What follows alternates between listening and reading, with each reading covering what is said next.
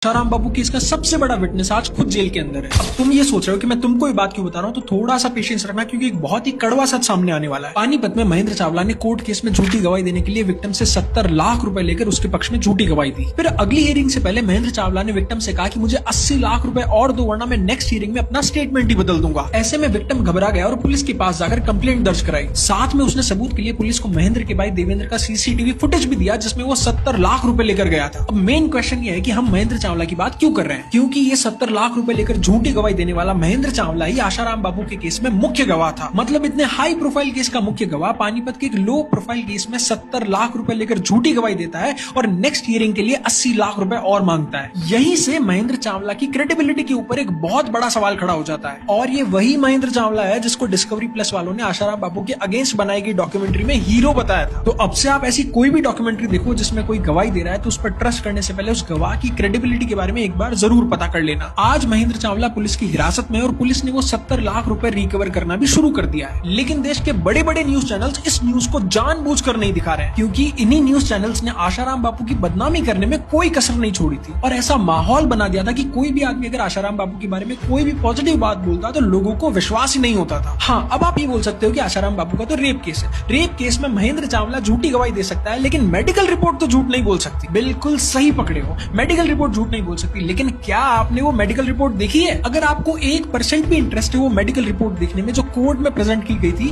तो कमेंट करो medical report. अगर मुझे 20 कमेंट्स भी आ गए तो मैं वो मेडिकल रिपोर्ट जो कोर्ट में प्रेजेंट की गई थी आपके सामने लाकर रखूंगा। ये मेरी जिम्मेदारी भी है और गारंटी भी है।